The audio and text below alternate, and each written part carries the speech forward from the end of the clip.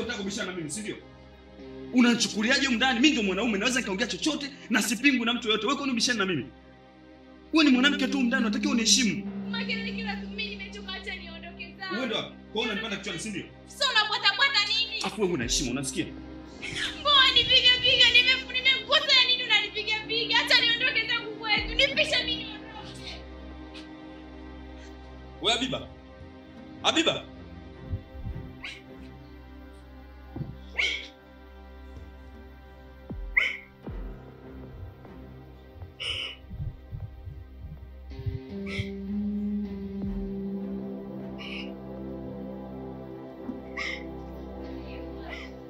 Hey, cute. Why are you crying? Crying is not a solution.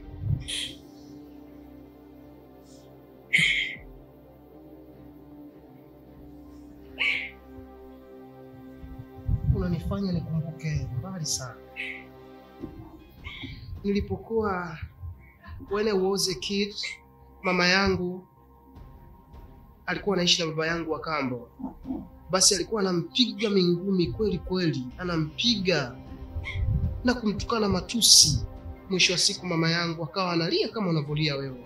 Please, usinikumbushe huko. Umesikia?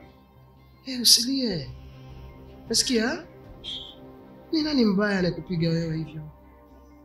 Ni nani anayempiga mwanamke asiyejua thamani yake? Hebu twende tuzungumze sehemu. Tutaki kulia. Umesikia? Sauti hiyo unatakiwa unaitoa sehemu yenye furaha, si kwenye kilio. Unasikia?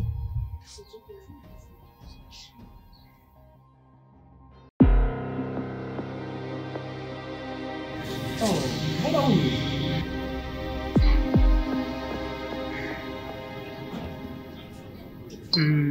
Umesema unaitwa nani?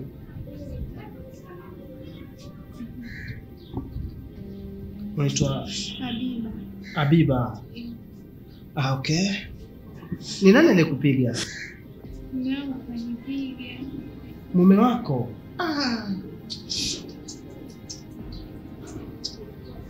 Mwanamke apigwi. Hata mwanamke kukosea vipi, unazungumza naye. Asipokuelewa unamwacha, wako wengine unamtaka. Au umezaa? Haujazaa, hapo anakupiga. Ni ukimzalia. Si ndio atakudharau kabisa. Kusema kweli amekufanyia kitu kibaya sana kwenye maisha. Mwanamke mzuri kama wewe kwani anakupiga?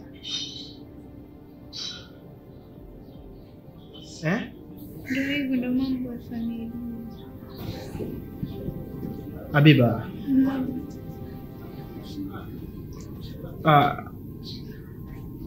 Nilivyoona unalia nikajisikia huzuni sana. Nilikumbuka kuhusu mama yangu. Naye alifanyia ukatili kama huo. Ni kitu ambacho huwa sikipendi kukisikia kwenye maisha yangu. Kwani umpige mwanamke? Kama mmeshindwana, si unaachana naye? It's so bad. Haipendezi. Au maisha ya kizamani, kwani mtu mpige?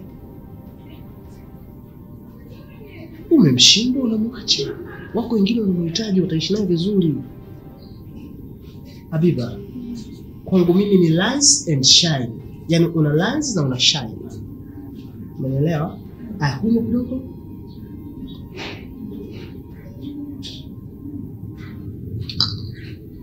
Tam. Najisikia vibaya sana. Msichana mzuri kama wewe unapigwa. Usingekutana na maisha kama hayo. Unaniamini? Hapana, siwezi nikakuamini kwa sababu ndio mara ya kwanza, siwezi nikakuamini 100%. Una haki ya kutokuamini, lakini nahitaji kusimama kama mwanaume. Sitaki ulie tena. Wala sitaki machozi yawe katika njia yako. Huku ni kukosa heshima. Na kwa hiyo anakupiga lakini hapo ulimcholea. Hapana. Nilichora mwenyewe tu kwa mapenzi yangu. Kwa mapenzi yako. Kwa hiyo mapenzi yako hayana mtu, kwa mfano unaweza ukampa mtu mapenzi ya upendo zaidi, ukamchora hata jina lake, kwa mfano sio mbaya, Zakaria, ikakaa kifuani kwako.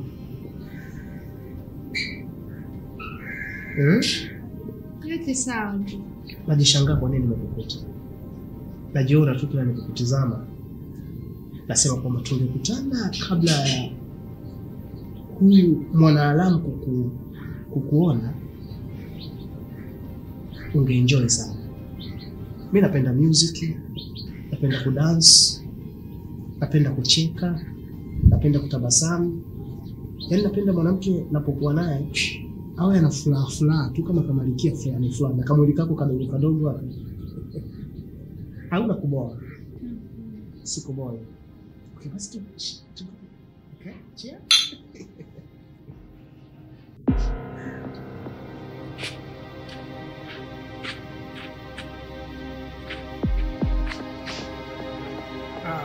You know, siwezi kufika location kwa sababu haitakuwa poa. Unajua? Ila leo nimeenjoy sana. Kwangu mimi napenda kufanya matumizi na mwanamke mzuri kama wewe. Sasa kuwa makini na mtu ambaye akupe furaha kwenye maisha yako, akupe pesa, akutoe out. Unaishi naye kwa ajili gani? Mwanaume wa namna hiyo unaachana naye, umesikia? Bye. Sikiliza. Maisha ni mafupi. Adui anayekutesa yuko ndani mwako. Take care. Bye.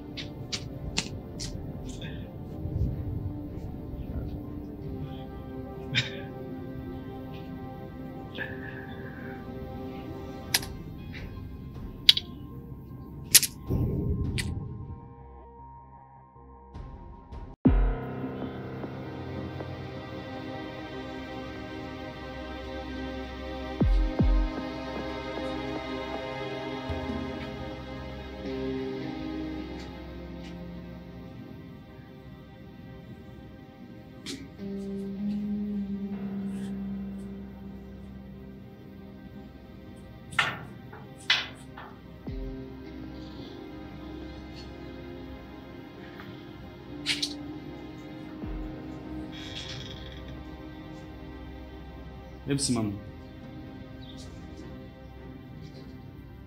Habiba. Umetoka wapi sasa? Nimetoka zangu huko kula bata.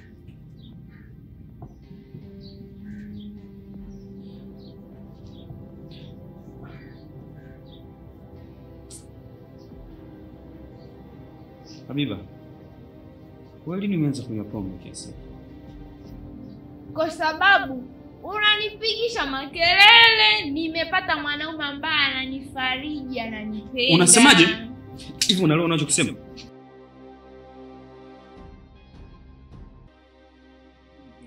Mambo kwanza. Za masiku. Nzuri. Nipe uhuru shoga yangu.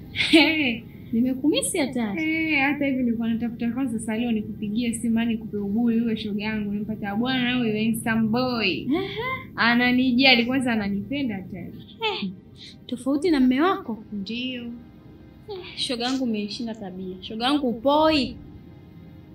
Kwa hiyo anakupenda kweli kweli. Ananipenda kwa sababu nikimwambia kila kitu, nikimwambia nataka hiki baby ananipa. Nikitaka hiki ananifanyia. Shoga yangu angalia, wanaume babao ni huyu. Shoga yangu angalia, siku akija kukukataa huyo utateseka shoga yangu. Mimi nakushauri tu ubaki kwa mume wako.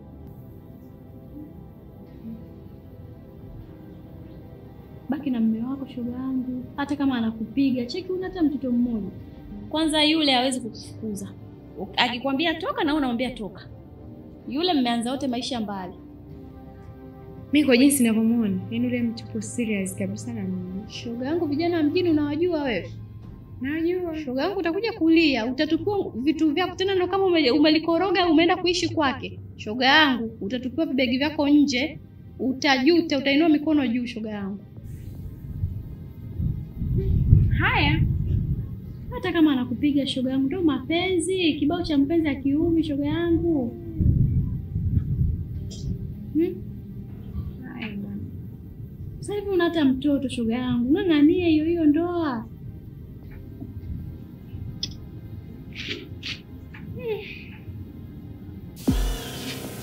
My little sister, Yes. know that those who do not know how to solve war die young.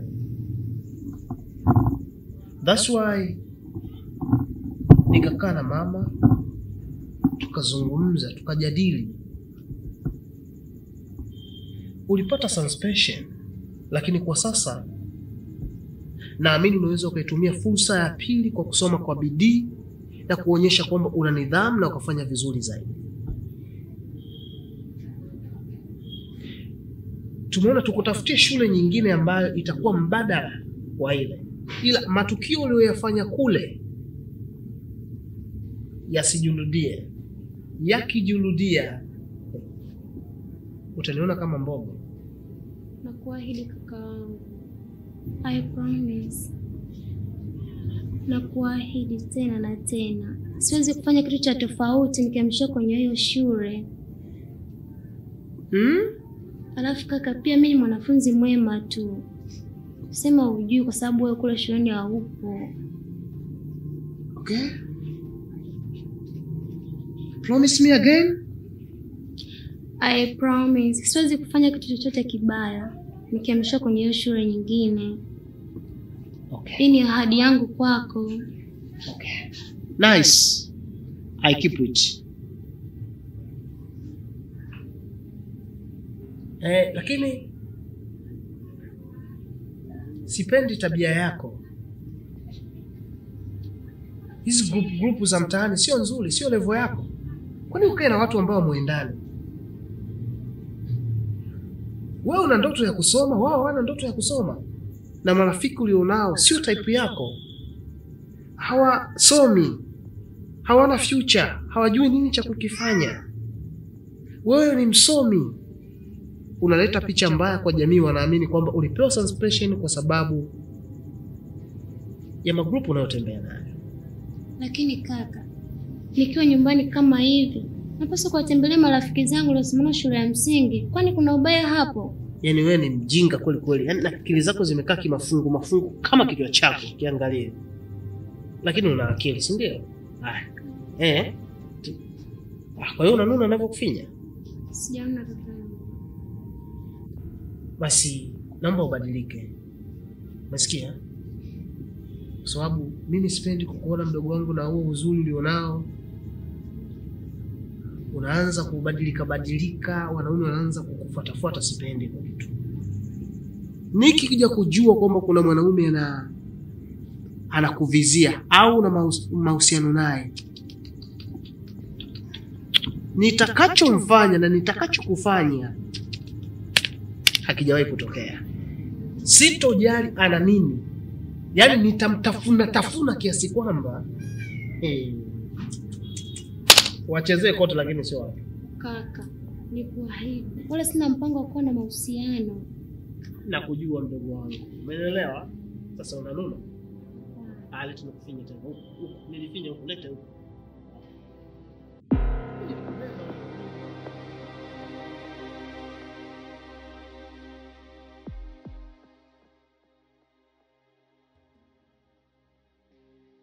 Yesterday is history. Today is a new day to a beauty like you. Katika hii dunia hakuna kitu cha thamani kwa mwanadamu kama furaha. Mwanadamu anapopata furaha, yani ndio kitu chake kikubwa cha thamani kuliko kitu chochote kile. Lakini mwanadamu anapokuja mahali anakosa furaha, anakuwa amekosa tunda moja muhimu sana kwenye maisha yake. Usione watu wanaiba, wanavunja, wanafanya mambo mabaya. Wale wote wanatafuta hili tu wapate furaha. Sehemu ya maisha yangu imejawa na furaha na kicheko. Yeyote anayekuja kwangu atajisikia furaha, atakuwa anapata raha. Kwa hiyo mtu yeyote yule anayepingana na wewe usipate furaha ni adui yako namba moja. Umeelewa mama? Hakuna kitu mimi ninachokipenda kwako kama wewe mtu mwenye furaha wakati wote ule. Utakiwa kuwa na mtu ambaye anakuumiza kila siku, anakufanya wewe kama sehemu ya mazoezi ya kupigia judo. Umeelewa? Mwanamke kama wewe unatakiwa uonyeshe upendo, uhudumiwe. Angalia hizi kucha jamani. Jamani nishindwa hata kukupa hela ukapaka rangi. Ukabandika na nani na makope. Yaani wewe ukapata mwanaume ambaye mwenye uwezo wa kukuhudumia, akawa anakuhudumia vizuri. Nakwambia barabarani ukipita kila mmoja atasema huyu binti huyu mlembo huyu. Na hivyo ulivyo kadogo kadogo na kaumbo fulani fulani na kakiuno kako hapo. Alafu unakuwa unatabasamu. Unatabasamu mwenyewe. Mama, mimi nikikaa nikafikiria kiundani zaidi, kuna kitu kama nakiona kiko sawa. Sio kwa ubaya, kabisa uko siku. Au nataka nikushauri wachana na ule bwana wako. Mimi siwezi kufanya kitu kama hicho ni kibaya. Ila ninachokushauri, kwa nini usichague kati ya furaha na amani? Au ukachagua hayo magomvi mabaya, masumbuko, mapigo? Kwa sababu mwanadamu kwenye mkono wake amepewa mambo makuu mawili, kuchagua mema au kuchagua mabaya. Ukichagua mema unachagua furaha. Sasa wewe, sisemi unichague mimi, siko huko, lakini ninafikiria kwamba kwa mfano tukaamua kuishi pamoja, wewe ukao unaamka pale asubuhi unapika, unafanya mambo mazuri, tunakula chakula, tunalala. Ni vitu vizuri kabisa hivyo. Nisije nikakuuzi, lakini napenda ujue hakuna kitu cha thamani katika hii dunia kama kuwa na mwanaume anayejali, anayejua kuhudumia, mwanaume anayejua kutoa matumizi.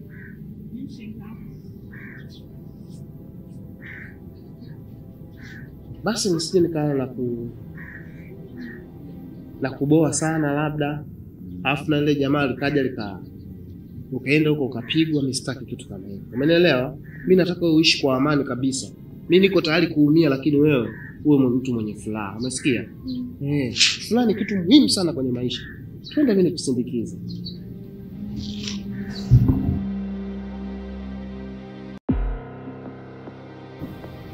Wewe nenda, ila weka akili ninachokwambia.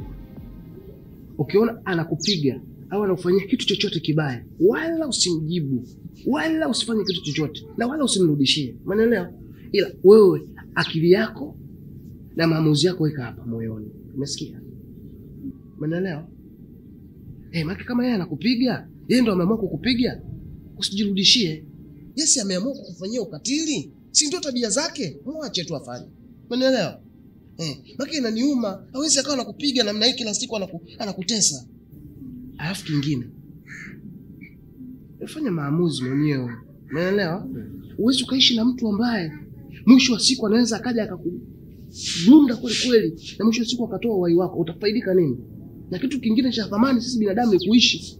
Sasa ukifa, faida kwa nani? Ni bora muacha, lakini sio kwa ubaya.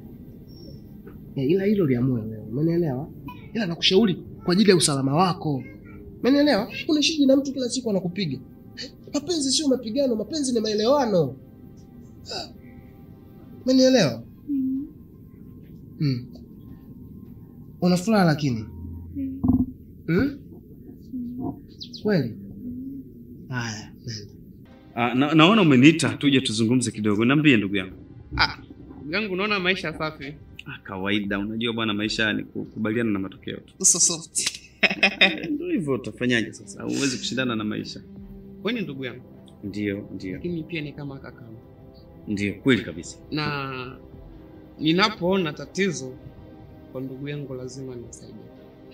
Ndio, nakusikia. Na wewe ukiona tatizo kwangu lazima uniambie, si ndio? Ndio. Leo katika pita zangu za huku na huku nimeona Habiba. Umemwona Habiba? Lakini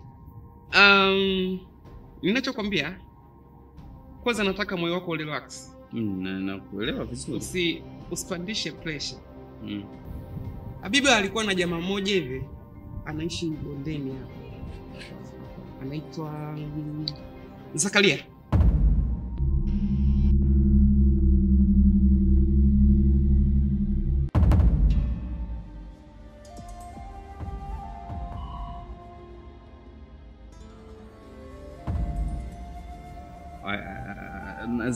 Zakaria. Si ndio? Zakaria.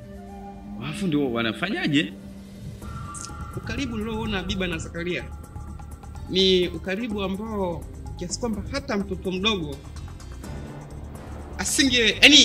isingempa ugumu kuelewa mazingira walionao. Zakaria. Hebu niambie, yani unataka usemaje hapo? Unajua kuna ule ukaribu wa maongezi kama rafiki. Ndio.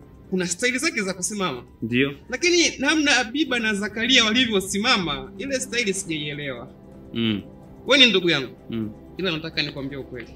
Sawa. Bwana wewe unaibia. Sawa. Keo kuna mtu anakula. Sawa. Sasa umeniambia vizuri sana, lakini kwa sababu kitu changu sasa kikaa hapa kitakuwa vizuri sana. Nataka nikapumzike ili nifanye maamuzi kibusara. Sawa, tutaona. Ila nimekwambia relax. The glory of action, the splendor of beauty. For yesterday is but a dream, and tomorrow is only a vision. But today, well lived makes every yesterday a dream of happiness, and every tomorrow a vision of hope. Look well, therefore, Sikiliza nikwambie kitu kimoja. Mimi ujinga sitaki. Alafu kucheza na familia yangu sipendi. Wewe ni nani? Usiniulize nani. Wewe unaona watu tumetofautiana kidogo tu, unafanya mtu wa busara. Unaenda kumchukua mwanamke wangu mimi. Wewe unamjua yule? Nakuuliza mpenzi wako ni nani? Nieleze nijue. Kama unataka siku moja tu hiyo tutendeane vitu vibaya katika dunia hii, endana na Habiba. Wewe mwanamke wangu mimi nampenda. Unajua thamani ya upendo wewe? Unajua jinsi gani mapenzi yanavyouma? Kwa hiyo unatoka wewe tunagombana kidogo ndio tofauti kidogo, unajifanya wa busara sana, unataka kumchukua, si ndio? Bro, wewe una matatizo ya saikolojia. Na hicho kitu tutakuja kukutesa sana kwenye maisha yako. Mimi nina matatizo ya saikolojia. Naongea habari ya mke wangu, unamchukua mke wangu unaniambia mimi na matatizo ya saikolojia, si ndio? Wewe ni mpumbavu, wewe ni mjinga kabisa. Hujui thamani ya watu, hujui utu, una utu wewe. Wewe ni mbaya sana. Mapenzi unapoona watu tumetofautiana kidogo, tunagombana, sio kwamba hatupendani. Haya ni mapito ya mapenzi. Ni changamoto za katika mapenzi zinanogesha, ni kachumbali. Wewe nani mpaka uingilie? Wanawake wanahitaji furaha, wanahitaji maneno mazuri, alafu pia wanahitaji huduma. Pesa huna, huduma utoi, alafu mwisho wa siku unampiga mwanamke. Mnafikiri mtafika wapi bro? Wewe leo utapingana na maneno yangu, lakini hutaweza kupingana na mkono wangu. Nitapokuja siku mara ya pili, hutaweza kupingana na mimi tena. Ila nakwambia kabisa, yule ni mwanamke wangu, mimi nampenda. Nampenda na ninamheshimu sana. Ukiona tunagombana, ni design ya mapenzi, ni upendo tu katikati, tafulani zinatokea. Sio kwamba uje uharibu, uingilie katika mapenzi ya watu. Wewe nani? Wewe nani kwani? Wewe nani? Unanitisha na nini? Unamiliki nini? Nini unachojivunia? Sipendi. Sitaki. Una matatizo ya saikolojia wewe. Unaniharibia mimi mood haiharibiki hapa. Bro, mimi ni mtu wa furaha. Kama umeshindwa kumhudumia mke wako ni wewe, sio mimi. Kwenda.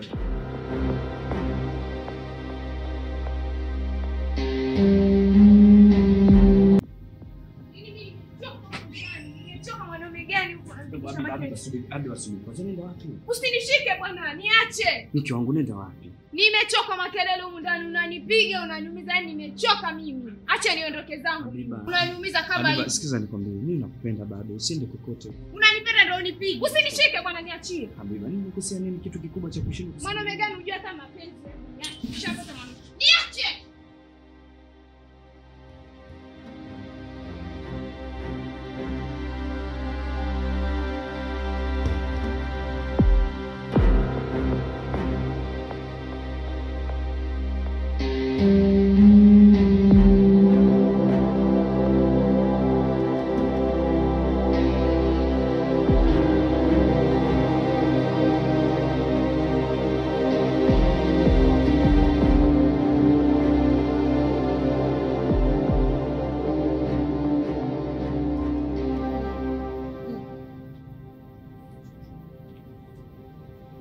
Pole, umemsubiri muda mrefu.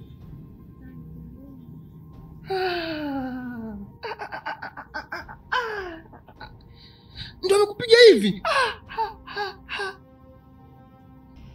jianaume. Yeye ni nani anajiona? Yaani anajiona jianaume cha nguvu. Ndio akupiga hivyo. Jamani, mtoto mzuri kama wewe akupiga kweli hivi? Hivi anajua thamani yako kweli? Jamani. Nilikwambia huyu mwanaume hakufai. Angalia alivyokufanya. Yaani makupiga hivi mtoto mzuri kama wewe, thamani yako sio ya kupigwa.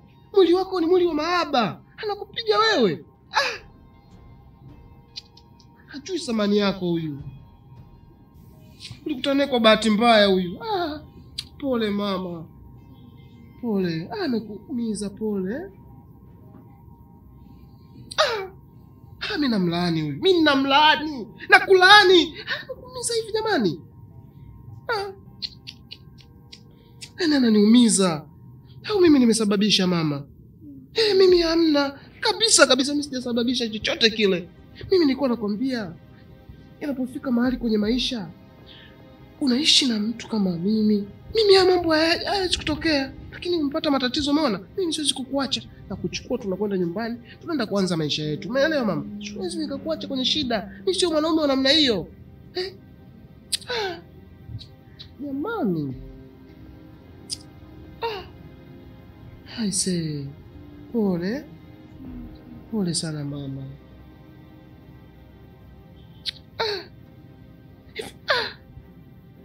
Ulimwonea tu huruma kuwa naye, lakini hajui thamani yako yule mwanaume. Mwanamke mzuri kama wewe anakufanyia hivi. Twende tu nyumbani. Mimi siwezi kukuacha wakati waziki hata siku moja. Umeelewa? Twende ukakae kwangu. Na Mungu anawakutanisha watu kwa njia nyingi.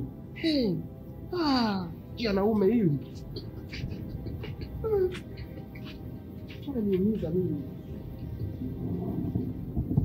Watanibebea. Yaani ukienda sokoni ukaenda kwa majanga. Yaani sitaki mimi kuacha mtu. Au sio? Sitaki wewe. Mtaanzaje kukuacha mtu? Mwenyewe sitaki uniache. Najua. Mwambie kitu mkao. Uko mama na mama. Karibu. Asante, habari yako? Salama, karibu shehe. Asante sana. Samani. Sijui mtakuwa mmemwona Habiba amekuja hapa au amepita hapa. Habiba? Ndiyo. Hapana, leo sijamwona. Kwani vipi? Toka mchana tulitofautiana kidogo. Akaondoka sasa. Toka ameondoka muda ule hajaweza kurudi na akasema labda nipite kwa marafiki zake kumtafuta. Lakini imekuwa tofauti kidogo, sijaweza kumpata. Hapana, leo hajafika hapa. Kwani kuna tatizo? Kuna tatizo, ni mambo tu ya kifamilia kidogo. Shem, nao umezidi kumpiga mkeo. Utakuwa akakimbia kipigo. Hapana, unajua. Hapana, tuseme ni utofauti kidogo tu wa vitu hivi vidogo vya kifamilia, lakini sio ifiki hatua ya kufanya maamuzi kama hayo. Ila mimi nachoomba kitu kimoja. Kija, mwambie Shadrack amtafuta sana. Haya kwa Shem. Asante sana. Haya, wewe endelea kumtafuta, utampata. Yule anazidi kumpiga mkeo. Kila siku kipigo. Anampiga? Fanya hivyo uone kwangu. Wewe. Na ndo kwetu sirudi tena kwa. Mimi siwezi nikakupiga mama la mama. Ndio hivyo. Wewe mimi nikupiga? Mimi kupigwa mwenzako. Sibona nikakununulia kaka nije nikupiga na kanga tu ndani.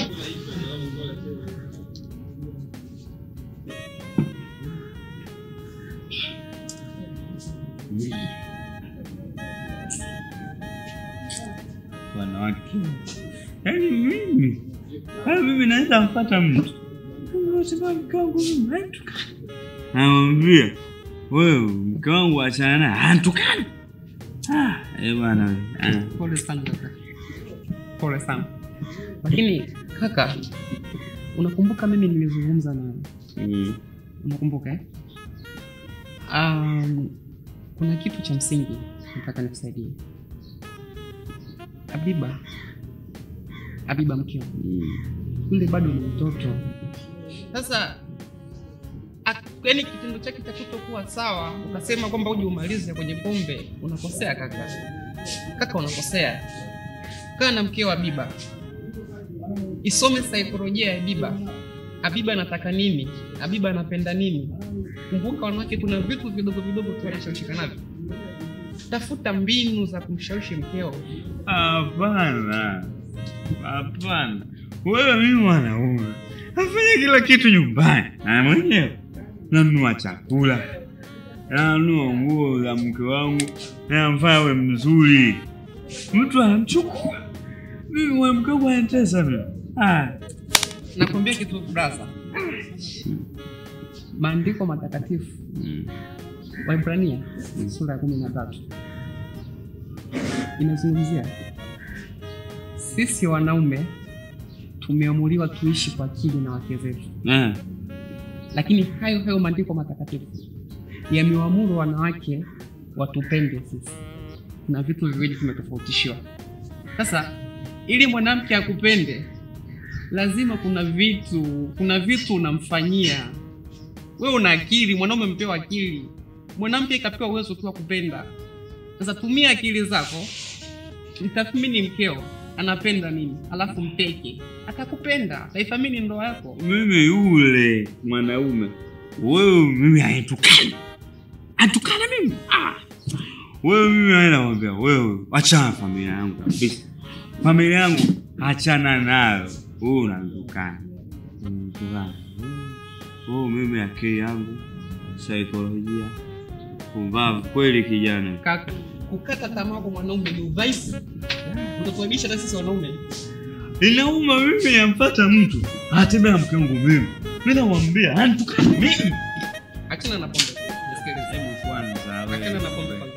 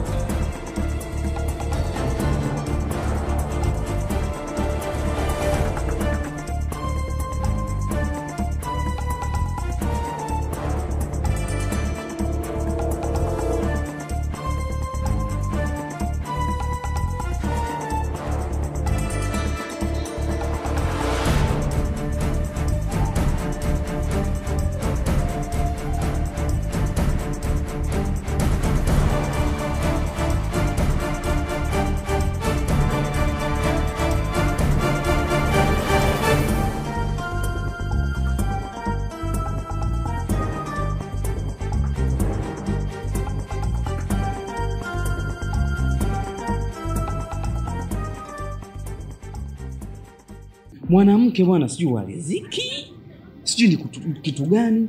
Unajua shemeji yako yule inaniuma sana. Ndio maana pale ninapokuja kuamini kwamba mwanamke bwana, mwanaume anaweza kujituma kufanya kila kitu. Unahangaika mwanaume ndio anafanya kazi huko, unarudi, unamletea anataka nguo, anataka kula, anataka kufanya nini, unampatia. Alafu mwisho wa siku bado anakudharau. Nabakia kusema kwamba mwanamke huwa hapendi. Kweli hapendi kwa sababu gani?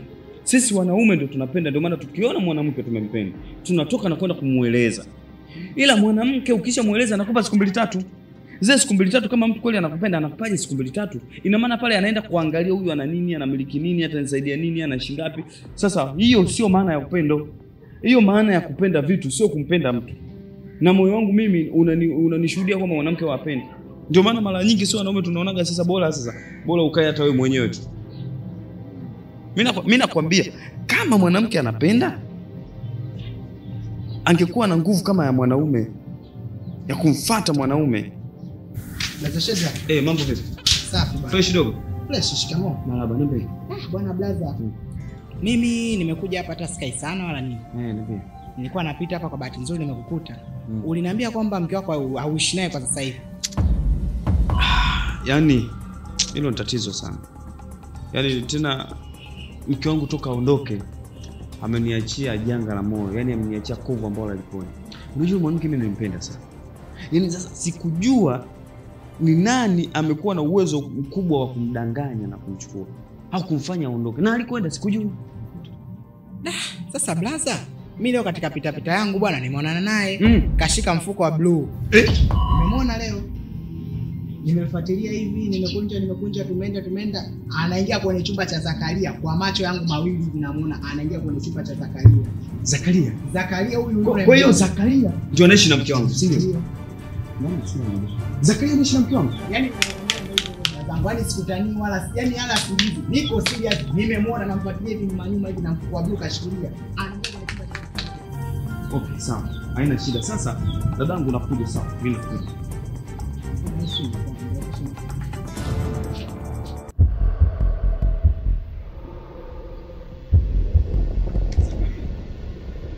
Oya, nakuja huko ndani Zakaria, usikii? Usinifokee, njoo hapa nje. Unajua samani ya mlango? Kuja. Mjinga mmoja wewe, kunguni mweusi. Hakuna kitu kibaya kuliko vyote kama uone familia fulani au watu fulani wanaishi kwa amani, kwa upendo. Wewe unaondoka na akili yako na siasa zako, unaenda pale unaharibu ile amani, unawavuruga kwa sababu ya manufaa yako binafsi. Nimekaa nyumbani mimi na mke wangu tuna amani kabisa. Ghafla ananibadilika, kaondoka hata kikaa na mimi. Nikafuatilia nikashindwa kwa uwezo wangu. Wasamaria bwema wanapita wamepita wakamfuatia kona anaingia chumba hiki hapa. Wewe hivi kweli unataka wadui na mimi? Unanitaka nini mimi? Ndipo kumbe ni mjinga eti. Mimi nilijua wewe labda ni jeunaume pale nyumbani kwako unapotawala. Wewe yani unakuja mpaka kwa wanaume, unataka uwatawale mpaka wanaume. Umetawala wanawake unaona itoshi unaenda kuwatawala mpaka wanaume. Una akili wewe? Usinipigie kelele. Unasikia? Sio nikupigie kelele. Hapa ni kwangu sio kwako. Najua ni kwako. Huu sio ufalme wako. Huu ni ufalme wa kwangu. Kwa hiyo unatakaje? Nasema hivi, unatakiwa uwe unapopata mwanamke mwingine ujitahidi, unamtunza, unampa maneno matamu, unacheza naye na kumpa faraja, apate faraja ya moyo, atakupenda. Sio kila muda ngumi, mapigo. Hayo sio mapenzi. Mapenzi gani hayo? Yaani kumbe Wasamaria wema walivyosema kwamba huyu mwanamke wamemkuta anaingia hapa ni kweli. Mbona unajibu vitu vya ajabu ajabu? Kama mbwai unaiwe mbwai, kama mbwai naiwe mbwai. Mimi nakuonyesha leo. Wewe unamtaka mke wangu. Mimi unaonyesha. Namtaka mke wangu. Babu mmoja. Wewe una mke wewe? Namtaka mke wangu. Wewe huna hadhi ya kumchukua mke wangu. Yaani ugomvi kidogo tu umechukulia mke wangu. Usimzungumzie mke wangu. Yule ni mke wangu, sio mke wako. Marufuku kutaja jina la mke wangu wala kutaja mke wangu. Alikuwa mke wako, sio sasa. Hivi unajua nimetoka naye wapi? Tumepanda milima na mabonde, tumepita sehemu nyingi. Yule mwanamke na miaka naye 3, usione tu na mtoto, ni mipango tu Mwenyezi Mungu. Bwana mkubwa, naomba usiniharibu, usinifanye mimi nikafanya kitu kibaya. Usinifanye mimi nikafanya kitu kibaya hapa. Huna kitu cha kunifanya. Wewe kwanza ni mtekaji, ulimteka wewe. Mjinga wewe. Na wewe umemteka. Wewe mnyang'anyi, umeninyang'anya. Sasa kwa taarifa yako nakupa tu. Nimeshatuma mshenga, amekwenda kupeleka barua. Atarudi na majibu na sherehe tutapiga hapa. Marufuku nikukuta kimendemendea. Nasema hivi, yule mwanamke mimi nampenda na ni mwanamke wangu. Wewe ni mtu mbaya sana. Wewe ni ibilisi. Namuonea huruma mke wangu. Hivi mwanaume kama wewe, hebu jiangalie jinsi ulivyo. Halafu kama jinsi ulivyo, mdogo wangu Queen, eti ninampa mwanaume kama wewe. Usijua thamani ya mapenzi, unajua kupiga tu ndo unafikiri upendo. Hayo maisha ya kikoloni yalipita na wakati. Hii ni dikitari bwana. Wewe na mdogo wako anaitwa Queen. Wewe vipi? Una mdogo wako? Wewe vipi kwanza? Ni mwanafunzi au ni raia? Au vitoto unajumlisha kwenye kesi hizi watoto wadogo? Kama watoto wadogo wanajumisha kwenye kisiwa imekula kwako. Wewe sikiliza. Hakuwa upelelezi wako na uchokonozi wako huo. Ukijichanganya kwa Queen, nitakachokufanya hutokuja kukisahau. Sasa nikwambie hivi, wewe ama zangu ama zako. Mimi namtaka mke wangu, kama unipi mke wangu utajutia. Jinga moja. Mimi mjinga. Mjinga sana wewe. Mimi mjinga. Mjinga namtaka mke wangu. Asante sana. Mimi mjinga lakini toka. Nitoke nitoka. Toka kwenda kwenu. Utachimbika baba. Wewe. Wewe. Mjinga wewe. Mbona kimbia? Wewe sikia nikwambie. Wewe unasikia? Una lolote la kunifanya. Wewe unajivunia kwa sababu hapa kwako nikikufumufuma nitapata kesi. Nakwambia mimi ama zangu ama zako. Shenzi wewe, una adabu wewe. Kiguru mwana ngombe tete lobo chaiteko hapo itinako. Mimi unacheza na mimi? Unacheza na mimi? Usione kejogoo. Wewe ni kiroboto tu. Hebu toka hapa. Wewe kunguni, nasemaje kama mbwai na iwe mbwai. Kama umewasha na mimi nawasha. Hapa tunatikisa kiberiti. Utakowaka sana, moshi ukitoka sana najua huko ndio kumeungua. Tutaona mazako ama zangu. Kumbe wewe mwana mashairi. Mwana mashairi wewe. Au nije. Uje kwa nani? Uje kwa nani wewe mjinga wewe? Umekuja kujifariji wewe? Mjinga wewe. Mbona unakimbia? Ili kuonea wanawake ndio unaweza kumwonea mwanaume. Huwezi kunionea mimi. Mjinga wewe. Shenzi.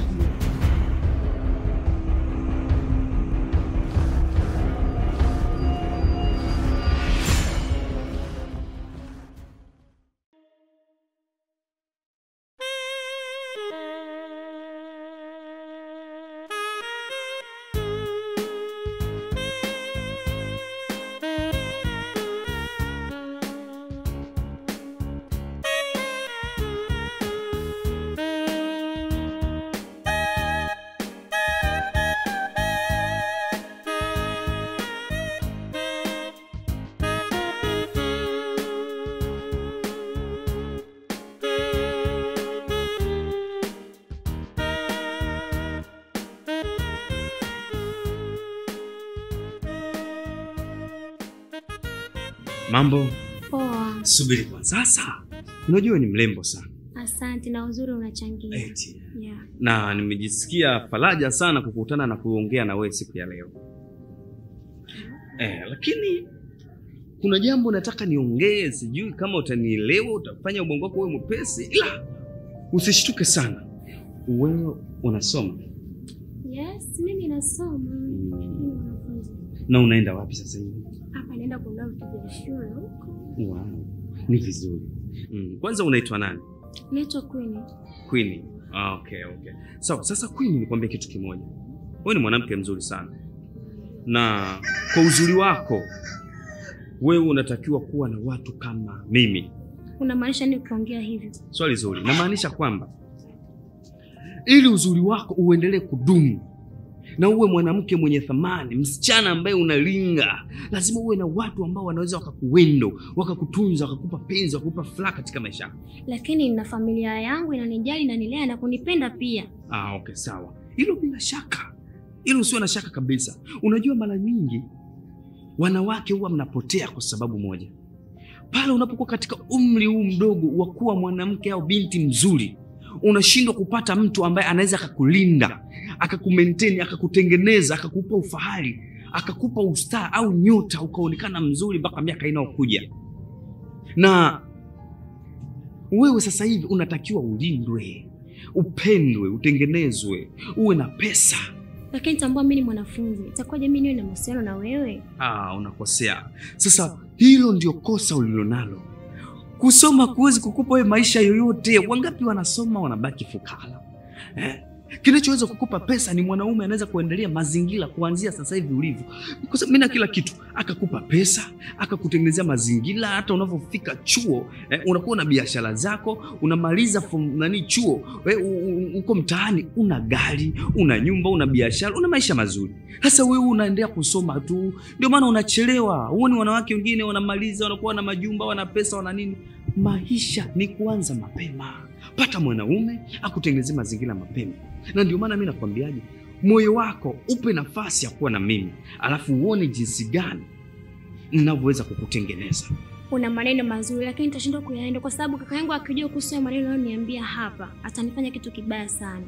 Ningekuwa mimi sipo smart sana, nafikiri ningekulagai tu. Lakini mimi kwa sababu nipo smart, ni mtu najiamini na ninakuamini, Nipo tayari kufanya kila kitu. Kwanza, kumbe kitu kimoja.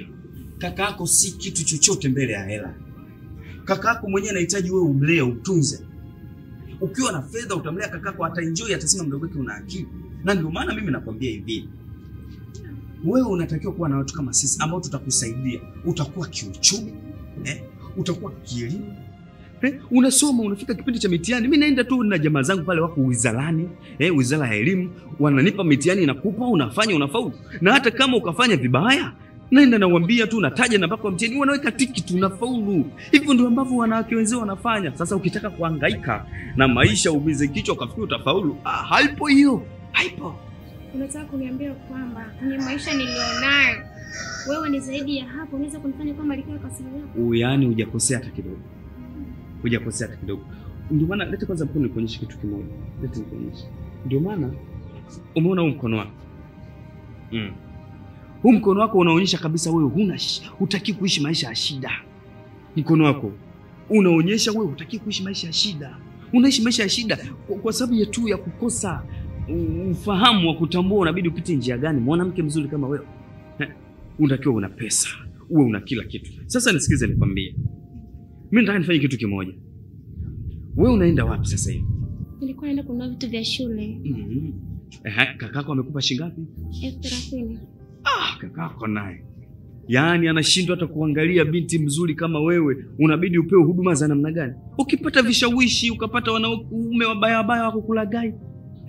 Lazima upate akakuthamini, akupe hata 300,000, 200,000, 400,000 ambazo zinaweza kusaidia ukafanya huduma zako zote za msingi. Wewe upendi hivyo? Lakini unanihakikishia utaenda majukumu yangu kweli? Mimi nakwambiaje? Mimi ni gentleman. Najua kwamba wewe unahitaji nini. Unahitaji nini? Mimi nadhani kufanyia vitu vizuri. Ila kama uamini wewe, mimi nataka sasa hivi tutoke twende kwangu.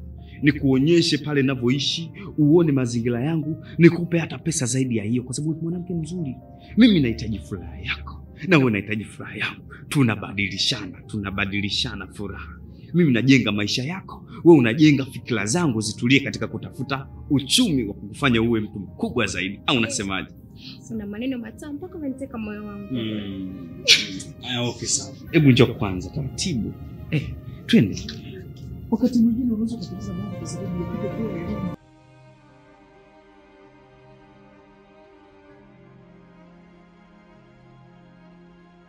umeenjoy?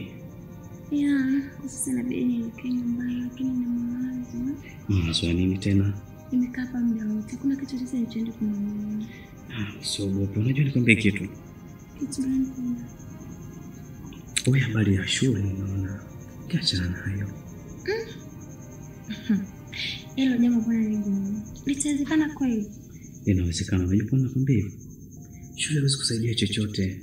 Lakini sidhani kama kaka yangu atakubaliana na hili unaniambia hapa sasa hivi. Itakuwa ngumu kukubali, lakini unalazimisha tu. Si maamuzi ya kwako.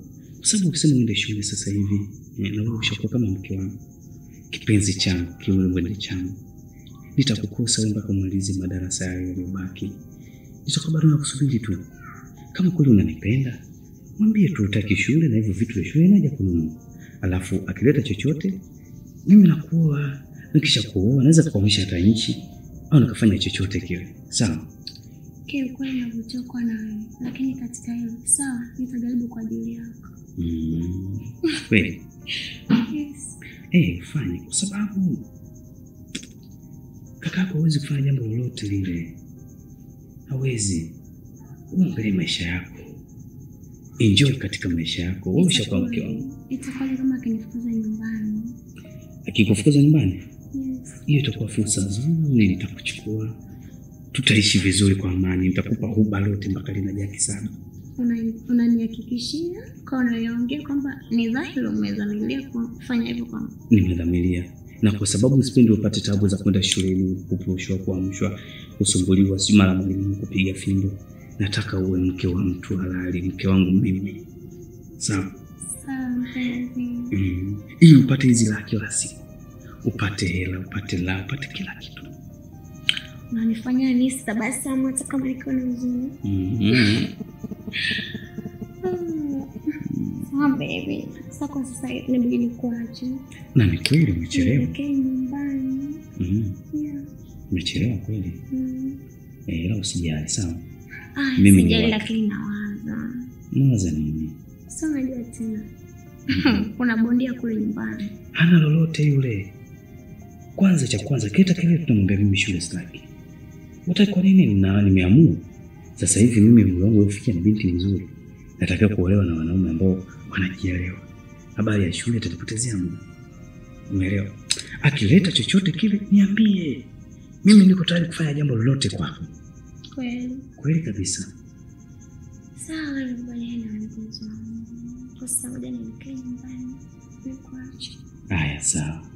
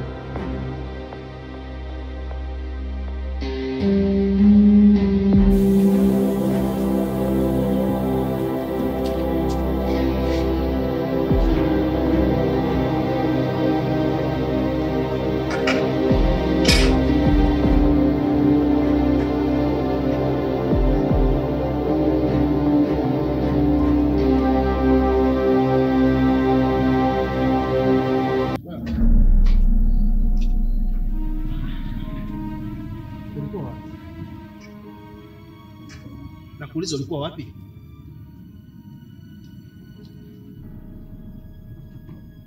Kwa marafiki zangu. Yaani kirahisi tu unasema kwa marafiki zako.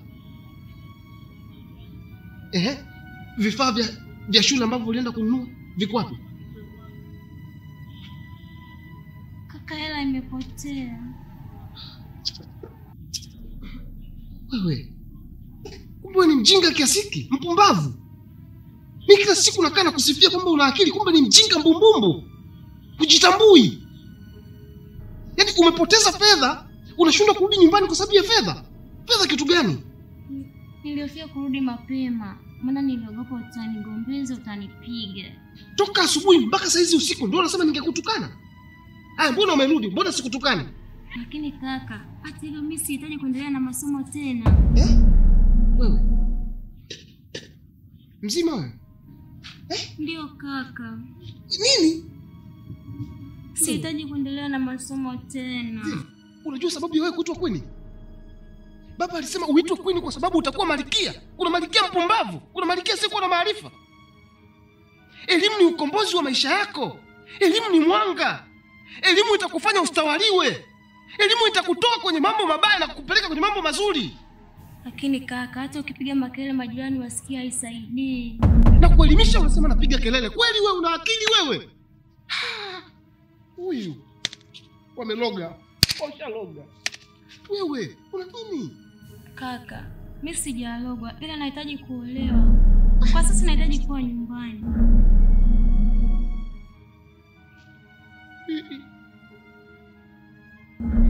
Umri uolewe. Umri uolewe wewe. Wewe wa kuolewa.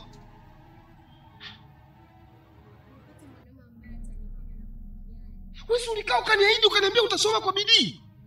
Uliniambia kwamba utakuwa msichana bora. Leo unaolewa. Aibu gani unataka kuniletea mimi? Ni nani anataka kuoa wewe? Angalia kina Sala. Angalia kina Mwajuma. Wameolewa wadogo wamezalishwa ovyo. Na wewe unataka ujiingize kwenye vitu ambavyo unaharibu future na taswira ya familia yetu. Kaka, utanigombeza sana, lakini msimamo wangu ndio huo. Siwezi kubadilisha maamuzi yangu. Sitaki kuendelea na shule tena. Naomba nielewe katika hili. Wanakudanganya. Hakuna mwanaume anayetaka kuoa mwanamke mbumbumbu. Nani anataka kuoa mwanamke mzigo? Utafurahi kuniona mimi kakako na wewe mwanamke ambaye hajitambui? Wewe ndio tunu ya familia. Wewe ndio zawadi. Wewe ndio kila kitu katika familia yetu. Nataka nikuone mdogo wangu ukiwa na maisha mazuri.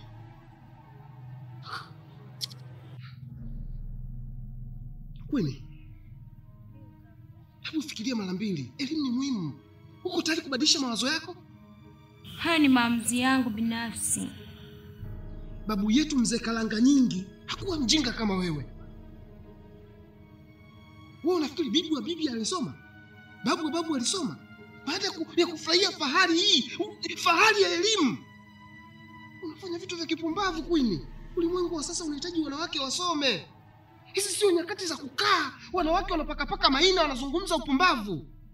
Angalia wale marafiki zako. Umeona marafiki zako tabia zao? Hawana nidhamu kabisa. Yaani wamekaa kipumbavu kipuuzi tu. Umbea na wao. Utakuwa mwanamke wa kimbea, usiyejua kuchambua kipi cha kuongea na kipi sahihi.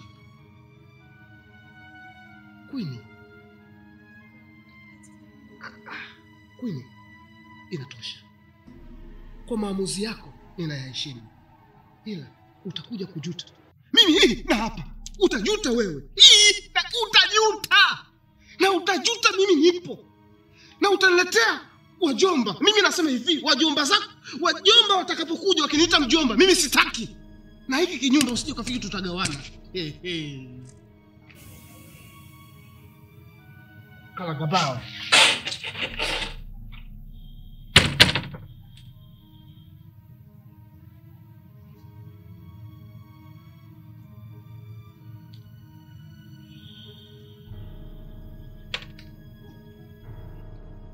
Come on,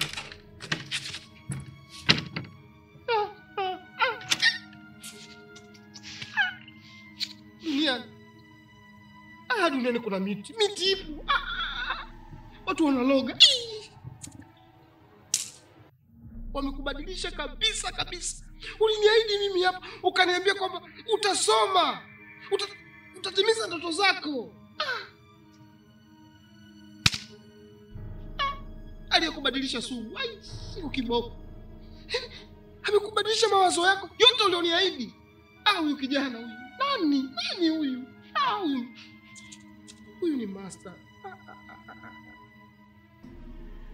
Ndoto zako, matumaini yako, fahari yako umeipoteza.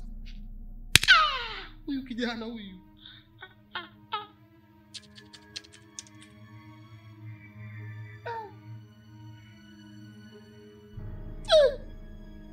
Jamani.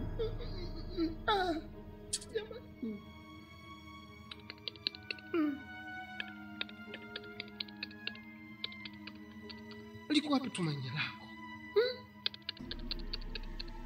Wewe ulitakiwa usome uje kuwa waziri, lakini maamuzi uliyochukua umechukua maamuzi ya kipuuzi yasiyokuwa na maana. Utasababisha sisi tuonekane ni wajinga wote, lakini mimi sio mjinga.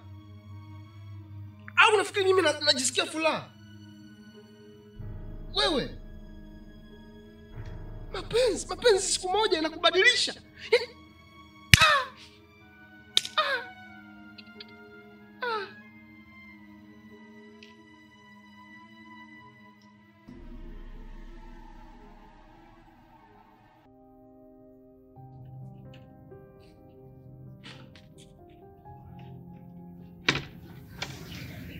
Mama, sio.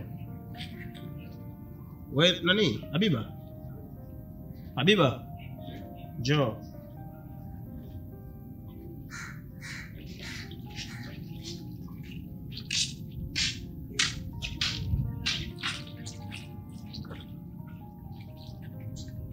Nilikwambia usiwe unaitika nami. Wewe ni mwanamke unatakiwa unaitika abe. Mimi naenda mzigoni. Naomba uongee na Queen. Queen ananiambia hataki shule. Nasikitisha sana. Queen ananiambia hataki shule kweli. Nimekaa naye jana nimezungumza naye ananiambia hataki shule. Na sasa hizi asubuhi ameshaamka sijui ameenda wapi. Zungumza naye bwana.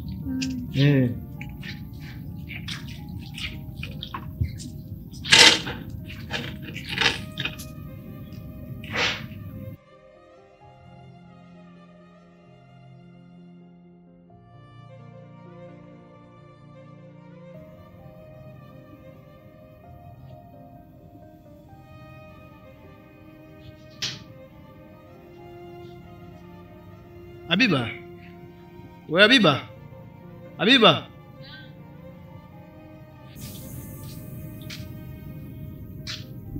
Afu nimkataza kumtika nami, nikwambia abe.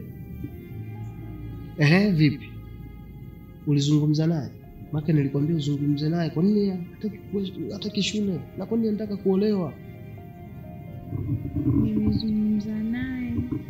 Nikamwambia anataka kuolewa. Yaani kama ananichoma tena. Hivi. Kwani usingemsisitiza ukamwambia umuhimu wa elimu ujue? Umeshindwa kumshawishi mwanamke mwenzako? Yaani nimejaribu kuongea naye, yaani kumbembeleza. Kwanza huyo mchumba mwenyewe aje niambie ni mchumba gani anataka kumwoa. Mimi. Hivi ajui umuhimu wa elimu? Ajui thamani ya elimu? Elimu ni ukombozi, ni mwanga. Itambadilisha na kumpa maisha mapya. Jamani sasa hivi jamani akienda kuolewa ataenda kufanya kitu gani yule na umri wake? Kitu gani atakuwa anakifanya sasa? Si ndio mwisho wa siku ataniletea tu wajomba wengi hapa. Huyu mjomba na baba yake, yule na baba yake, yule na baba yake. Alafu mimi nianze tena kulea. Jamani. Naumia sana. Ananiumiza, anachokifanya ni kitu kibaya sana, ajui. Na nimemwambia atakuja kujuta, atajuta. Wewe Queen, nini? Kwa nini? Kwa nini usingemsisitiza? Na nimejaribu hata kuongea naye, ni kumsisitiza. Yaani msimamo wake ndio huo anasimama. Au tumpeleke kwa mchungaji akaombewe? Wenda mapepo. Wewe si mtu akabadilisha mawazo yake dakika sifuri, mtu anabadilisha mawazo. Wewe unamjua mimi? Ananiuma. Hakuna kitu kinachoniuma. Shule unaacha shule. Watu wanaendelea kusoma. Wewe unasema hutaki, unataka kuolewa. Ajui ugumu wa maisha huyu. Anaolewa leo. Ampewa mtoto huyu. Mara baba yake huyu, yule baba yake huyu. Alafu vijomba vyote tuletewe sisi hapa.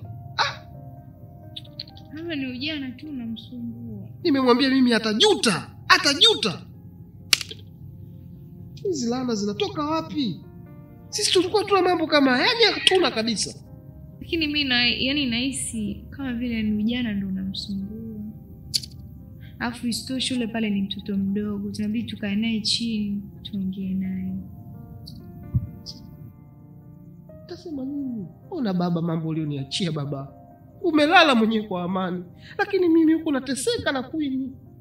Badala ya kusoma hataki kusoma, nataka kuolewa. Hivi ukiamka leo nitakueleza nini baba? Ugumu ulioniachia baba yangu ni ugumu mkubwa. Aibu hii mimi.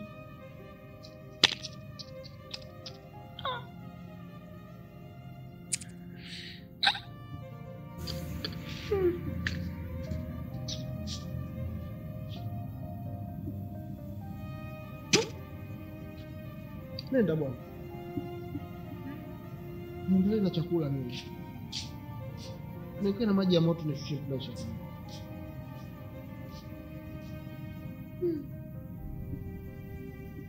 Shetani nitakushinda. Kama umeamua kuja kuharibu familia yetu, nasema wewe shetani inakushinda. Umeyavamia mawazo ya mdogo wangu. Mdogo wangu umemteka kifikra.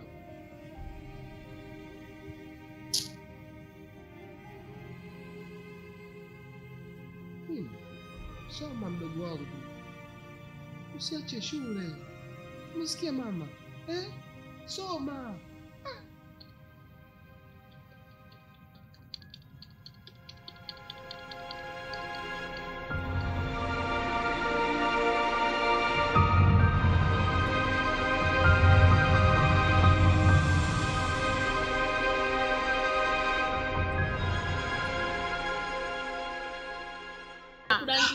Hivi wananichukuliaje kwa mfano? Wakudanga wewe. Utalipa shilingi ngapi? Hawajui hata madanga yenye heshima. Wewe mimi ni danga. Wewe danga mwenye heshima wewe. Wewe danga mwenye heshima.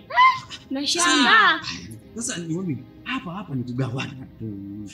Ujana huu maji ya moto tunachemka kwa sufuria moja. Space. Safi.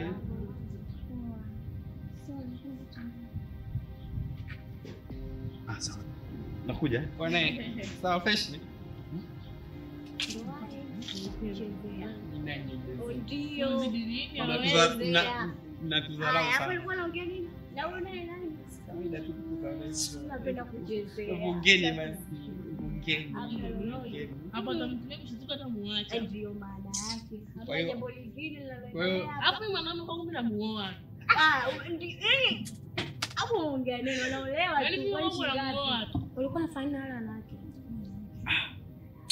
Wale wanawake si marafiki, tumekaa nao tu pale. Story ndo mnashikana vile.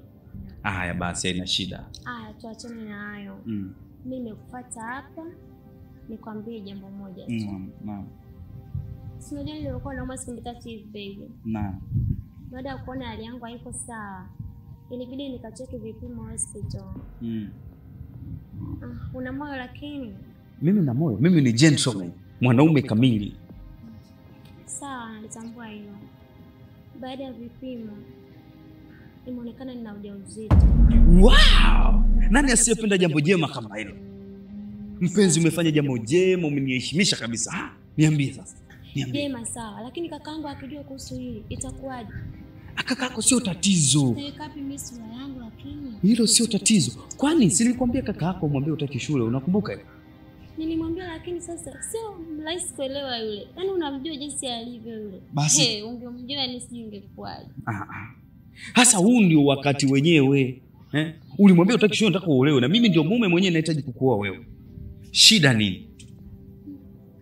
Maneno yako yananitia moyo lakini nawaza nikimwambia ataniua yule. Sasa mimi nitalibeba jukumu lote. Na ninachotaka kuonyesha kwamba wewe mwanamke ufanye jambo jema.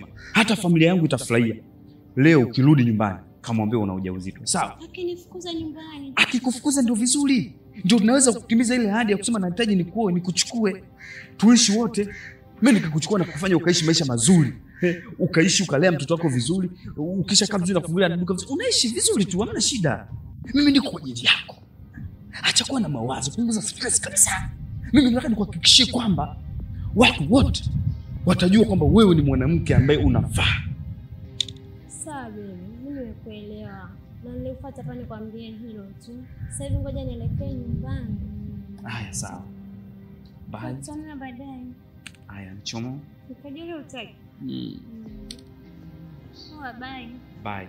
Ila mimi sitaki kuendelea kukaa hapo. Sawa mpenzi. Ila mpenzi wangu na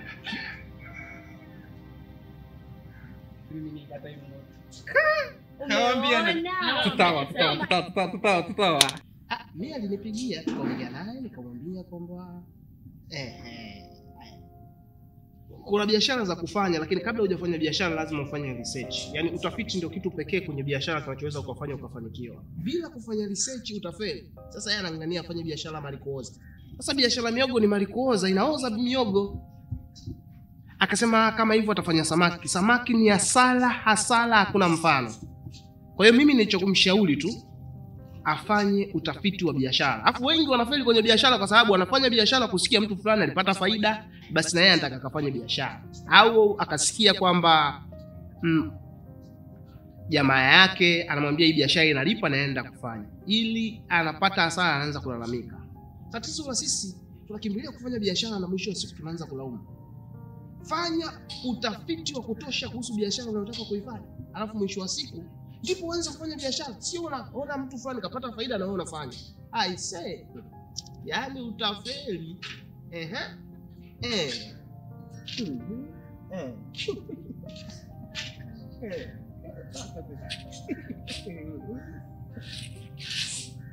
Ndio. Yeah. It's right. Stick to your point. Kaka, kuna jambo nataka nikwambie. Kaka, mimi na mjamzito.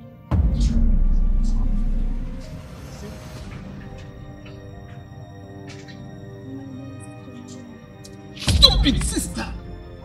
Kila siku tunanipiga. Life is what you're about to make it. But you're stupid sister.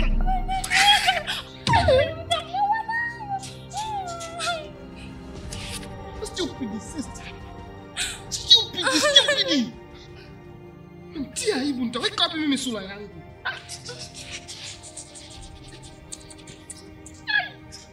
Ingiaje.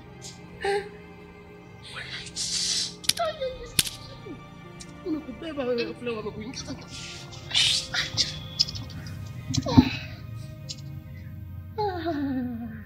Itakuwa hivi. Mtani hapa mimi. Utanionaje? Stupid sister.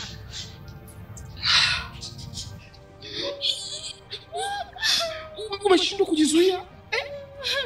Una akili? Imekuwaje? Nani huyu anaifanya hivi?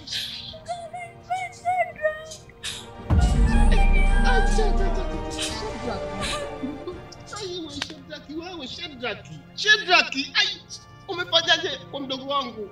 Umefanya nini Shedraki? Ulifanyaje? Kisasi hiki. Wewe Shedraki, wewe mbwa, eti mbwa kichaa, umeng'ata.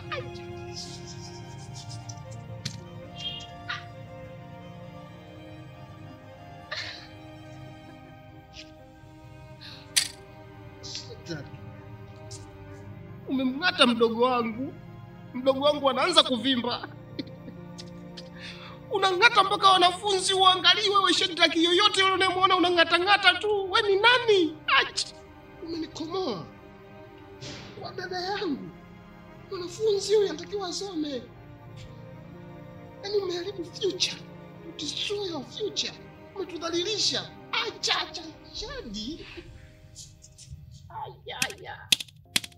Umegusa pasipogusika.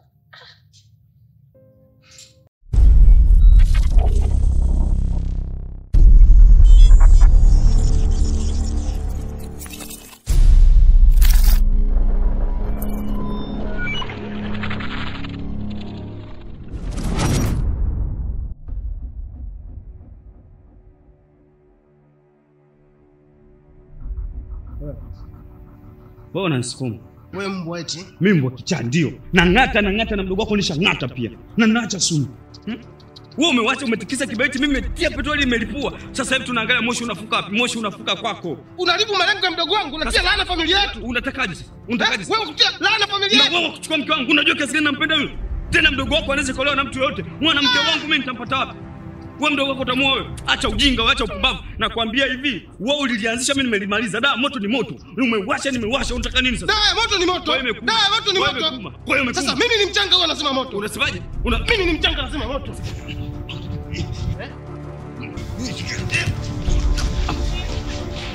Kukutoa loki wewe. Huwezi kuniishi.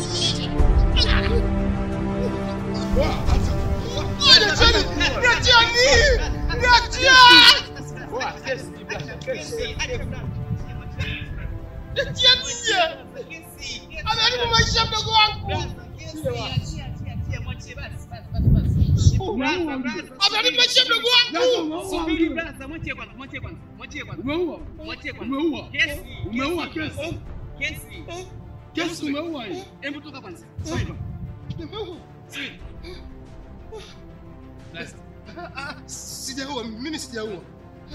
Sijaua. Mimi sijaua. Baba kama umo. Bwana shemeji. Bwana shemeji. Bwana shemeji ujapa, bwana shemeji. Bwana shemeji. Mtwasi. Bwana shemeji. Si ujapa eti.